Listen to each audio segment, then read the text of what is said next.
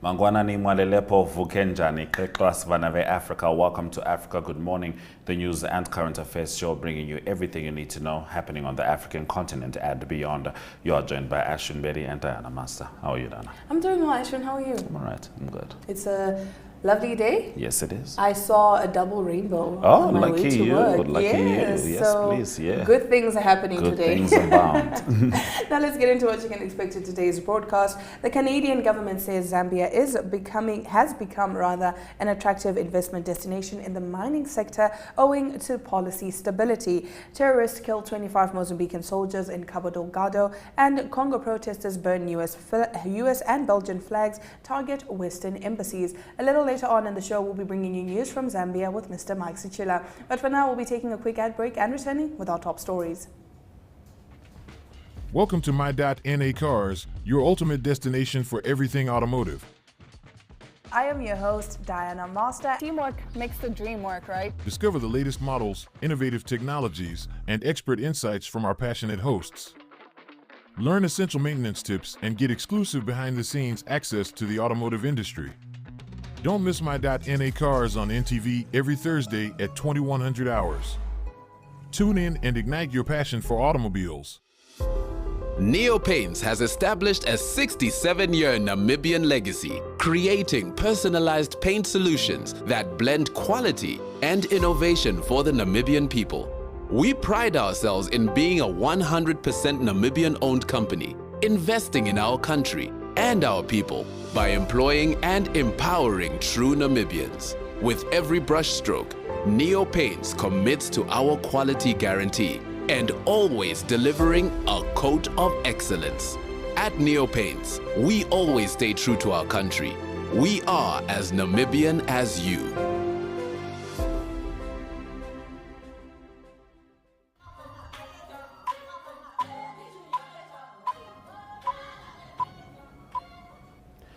Top story: Islamist terrorists murdered 25 members of the Mozambican armed forces in the Mokojo administrative post, Macomia district, in the northern province of Cabo Delgado, according to a report in an issue of the independent news sheet Carta de Mozambique. The Macomia district administrator, Thomas Badaye, confirmed the death of 25 soldiers after the terrorists occupied a military position in Makuyo. This figure is higher than that claimed by the terrorists themselves. The propaganda channels of the self-styled Islamic State claim that 20 soldiers were killed in the clash. The jihadists also boasted of beheading a soldier after several hours of interrogation. According to Badaye, it was not yet known whether the terrorists had left Mokoyo due to communication difficulties.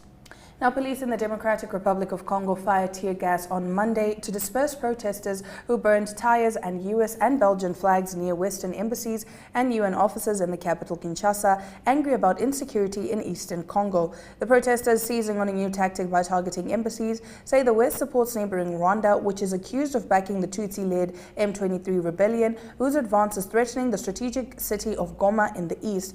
Rwanda has denied the accusations. Congo, Western governments, including the United States and Belgium, and a United Nations expert group say the rebel group benefits from Rwandan support. Despite security being stepped up after UN staff and vehicles were attacked on Saturday, groups of protesters gathered at the US and French embassies and the offices of the United Nations mission in Congo, known as MONUSCO. Moving over to Gambia, the Minister of Transport Works and Infrastructure, Ebrima Silla, has said 6 out of 9 ongoing road construction projects have been awarded to local contractors to promote Gambian engineers in the area of road construction. Minister Silla made this statement on the 9th of February as his ministry and partners commenced visits to some of the ongoing road construction projects within the North Bank and West Coast regions. The team visited Numi, Hakalang and Kerewana and Njawara Road and lots 5, 8 and 9 within the West Coast region. Mr. Silla also said Albreda and Jufre Tender Road and the road leading to the family house of Kunta Kinte will be constructed. The purpose of our visit to all these sites is to first and foremost have first-hand information and interact with both the communities and to know how far the contractors have gone with the projects and the challenges they are encountering. Meanwhile, in Nigeria, President Bola Tinubu is meeting his Senegalese counterpart Macky Sall in the capital Dakar as a constitutional crisis continues there over the postponement of elections initially scheduled for this month. Tinubu, who is also chair of the Economic Community of West African States, is in Dakar for a one-day trip after the bloc's foreign ministers held emergency talks in Nigeria's capital, Abuja. Sall's decision to push back the February 25 presidential vote has plunged Senegal into one of its worst crises since independence from France in 1960. Protests pitting the youth against security forces have turned increasingly violent in a country long seen as a haven of stability and democracy in West Africa, a region that has recently been roiled by coups and unrest. ECOWAS has urged Senegal, one of its most stable member states, to return to its election timetable, but critics have already questioned the group's sway over increasingly defiant member states. And U.S. Defense Secretary Lloyd Austin has cancelled an overseas trip to NATO headquarters after being admitted to hospital for the third time in as many months. Austin, aged 70, is in critical care unit in Washington, D.C. The Pentagon has said he is facing an emergent bladder issue. The cabinet member's duties have been transferred to his deputy.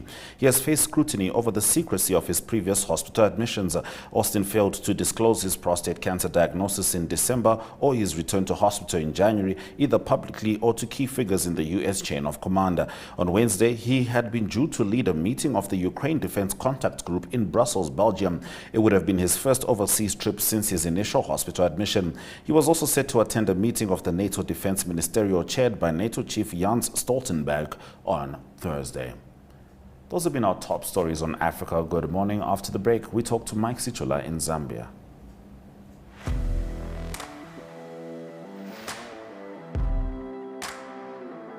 Hello and welcome to today's Sports Rep Show. I am your host, Jesse Jackson Kauraifa.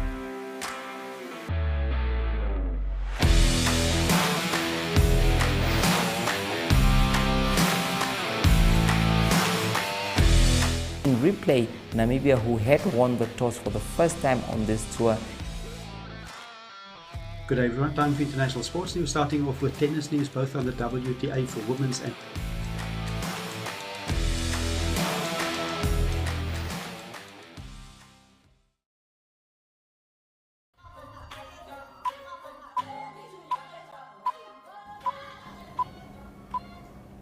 Now we'll be crossing over to Mr. Mike Scihula in Zambia so he can give us an update on all the news making headlines on that side. Good morning, Mr. Scihula. Africa, good morning. Thank you very much for having me. Now, Mr. Scihula, we start on a rather sad note where over 16,000 mental illnesses related to alcohol abuse were recorded by health authorities last year. Yeah, quite a sad state of affairs. And to just update our viewers, in 2018, Zambia approved the implementation of the national alcohol policy to respond to rampant abuse of alcohol. So since then, Zambian authorities have known that alcohol abuse is being linked to many mental-related illnesses. So last year, like you've indicated, over 16,000 mental illnesses were attended to at Chainama's Hills Hospital last year, with alcohol-related cases topping the list at 56% out of the total number. So this clearly demonstrates that alcohol abuse has become a problem, and over the years, the Zambia police has been conducting operations in densely populated compounds to arrest young people who are abusing alcohol. And when they abuse alcohol, they get into illicit activities like petty thefts, sometimes even criminal activities where just recently a taxi driver was killed, and amongst the suspects is a 14-year-old boy. So this has clearly become a challenge for Zambia, and authorities have been called upon by stakeholders to ensure that this vice of alcohol abuse is curtailed. Then others are also calling authorities to increase the number of rehabilitation centers across the country to deal with the problem, because if you are talking about 16,000 mental illnesses related to alcohol abuse, these are those that have just been reported. What about those that were not reported across Zambia? So it is a very big problem, like you have rightly pointed out. You know, I've thought about this subject as well, you know, living in Namibia, which is, I believe, the second highest global consumer of alcohol per quota. And I've always wondered, and maybe some input from you here, Mike, do you think perhaps breweries, which, you know, profit the very most from the sale of alcohol, should, you know, enact part of their social responsibility as, you know, creating rehabilitation centers? Because we know, of course, authorities have to do a certain aspect of that, but breweries are directly connected to the problem. Yes, they are. And over the years in Zambia, some people have been calling upon for the introduction of the sin tax, so that part of that money that is coming from alcohol, people buying alcohol, can be directed to rehabilitation centers and the like. It is something that other people are saying producers of alcohol are not doing enough through their adverts, where they will discourage people to say, do not drink beer when you're below 18. But there are people who are saying that is not enough. It has to be done more than that. Yes, indeed. And you know, Diana, the human brain takes time to develop, and it's definitely not done by the time children are 18. And if they start drinking, it affects their prefrontal cortex, which is the decision-making part of the brain, which naturally can have generational outcomes. We'll be keeping an eye on that story with you, Mike. Moving on, the Canadian government says Zambia has become an attractive investment destination in the mining sector, and this is owing to policy stability. Tell us more. Yeah, this is according to Canadian High Commissioner to Zambia, Karen Nulas, who says that the policies around the mining sector have projected long-term investment, which has created investor confidence within Zambia and outside the country. So his comment follows the recent discovery by a Californian-based mining company called Cobalt, which has got funding from Bill Gates and Jeff Bezos. So he says this investment is something, these policies that the new administration has put up is likely to attract more investors in the mining sector. However, on the downside, a number of people in Zambia are still concerned that despite having these good policies that are favoring investors to come into the mining sector, Zambians have still remained behind in terms of having major shareholders in these mines. They are saying creating employment for the local people is not enough, because Zambia should also collect enough revenues from these mining companies so that it can develop the country. So some of the policies that have been put there, they are not so much giving the Zambia Revenue Authority enough taxes, because some of these mines have been given some more or less like tax holidays until first they do the exploration, they come into the mining, then when they mine for a certain period of time, that's when they can begin to pay taxes that are competitive. So this is raising a concern to many Zambians, despite the Canadian ambassador saying the policies are good. But on the other side, Zambians are also concerned. And I mean, we can string along that concern from Hakainde Hichilema's election in itself, because he is a very wealthy man. And one of the concerns that Zambians had was the privatization of, you know, Zambian mines, Zambian businesses. We already know that Africa loses trillions on financial illicit flows out of the continent every single year. So, I mean, I'd imagine those concerns now might still be kind of inflating. Yeah, they are, because there are some of the mines that were taken away from like, for instance, Konkola copper mines was taken away by government. But since the turnover of the new administration coming into power, it has been given back to the what is Vendetta. So people are like saying these mines will never be privatized again. Then there are also concerns that there could be other mines that will be privatized, so that they go into foreign hands instead of Zambians owning them or having new investors. All right, now moving on, Mr. Scihula. Former President Edgar Lungu is among other opposition political figures who have formed political alliances. You did give us a brief update on this a few months ago, I believe. So if you could please update our viewers. Yeah, so the latest in this case is that Mr. Edgar Lungu with other opposition political figures have formed an alliance and have named it United Kwacha Alliance, UKA. So UKA in Zambia means if you are sleeping, you must wake up. So this alliance has been formed by Mr. Edgar Lungu. There was a briefing on Sunday. He did not speak to the media, but the people that are spearheading this alliance, they say this alliance is aimed at providing checks and balances. So as you can see from that picture, there's Mr. Lungu. There's also former cabinet ministers in the name of Hari Kalava, who was foreign affairs minister.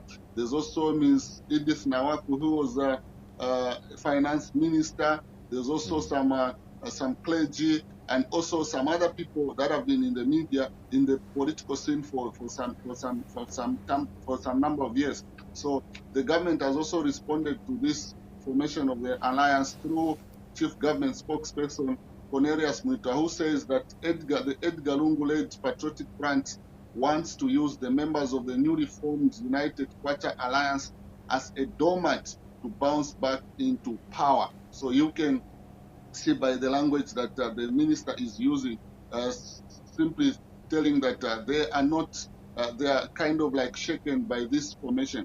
Because remember, President Hakainde Hichilema came into office through a political alliance. So this alliance seems to have attracted some big political persons who have been in the political scene for a number of years. So they could have enough ammunition to challenge President Hakainde Hichilema. And what's the story between Lungu and former President Levi Mwanawasa's son? Okay, so the story actually it's Mr. Lungu and the nephew to late President Michael Sata, Mao Apologies, Sampa. Michael So Sata, Mao yes. Sampa seems to Mao Sampa is holding on to the original Patriotic Front because the government is recognizing him as the legitimate president of the opposition political party. On the other side, President Lungu is also saying he is the president of the Patriotic Front. So this matter is before the courts of law. They are yet to provide a verdict as to who is the legitimate president of the Patriotic Front. So we have two PFs. So there are factions led by Mr. Mao Sampa, the nephew to late President Michael Sata, who was the founder of the PF, and also President Edgar Lungu on the other side. All right. Mike, we close off with Diana Chikotesha, who became the first woman assistant referee to officiate in a men's AFCON final. As briefly as you can. Yeah, so yesterday, President Hakainde Hichilema saluted Zambian referee Diana Chikotesha for being the first woman assistant referee to officiate a men's AFCON final. So, and also the former FIFA referee Jan Sikazwe says Diana Chikotesha's performance at the just-ended Africa Cup of Nations has brought pride to Zambia. Mr. Jan Sikazwe, who is also Zambia's most decorated match official, says capacity building is key if the country is to groom more female referees that will officiate matches at international and global levels. So Chikotesha is actually a physical educational teacher, a lecturer at one of the universities here in Zambia, Lockview University. So she has done Zambians proud, and she believes she can do more, and others can follow her suit. Congratulations to her. Well, what can I say? If your name is Diana, you're destined for greatness. She jumped right into that. Thank you, Mike, for bringing us the stories from Zambia. Thank you very much, and I'm glad Diana is excited about this development. Thank you very much, Africa. Good morning. Africa, good morning. Let's swing over to the weather before we jump back with an economic news story.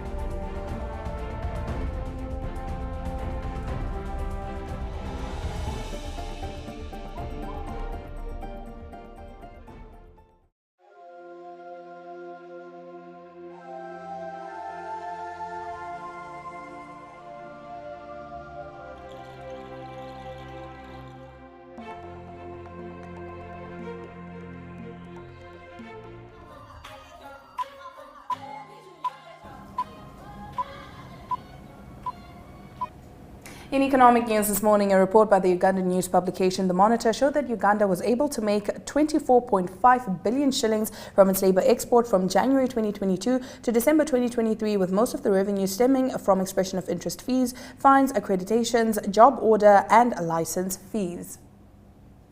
That's it for economic news. Let's take a look at the economic indicators right before Ari joins us with sport.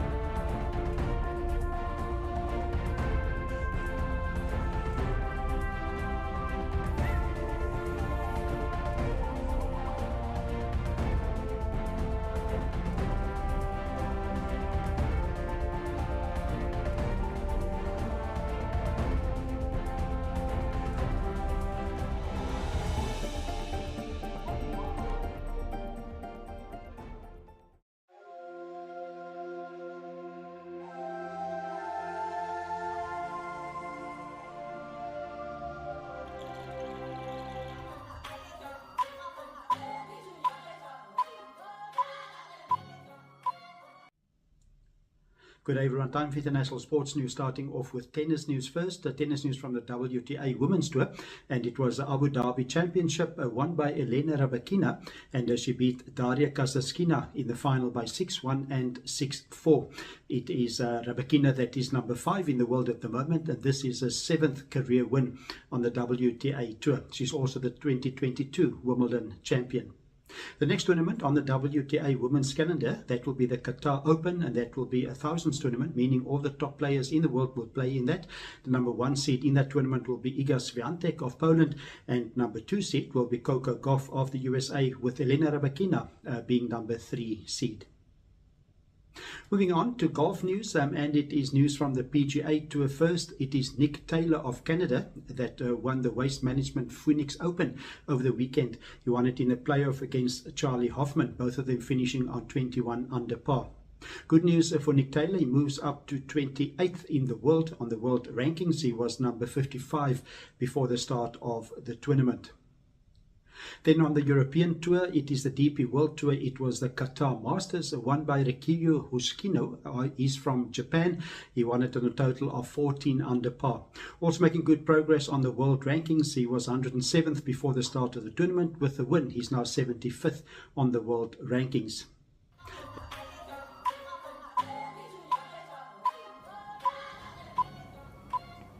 If you're just joining us, you're watching Africa Good Morning. We'll now take a look at the highlights from today's broadcast. Congo protesters burn US and Belgian flags and target Western embassies. The government awards 6 road construction contracts to local contractors. And Uganda's labor export revenue hits 25 billion shillings. That was nice, like a relay. That's been Africa Good Morning from Diana Master and Ashwin Berry. Suresh Kanaka.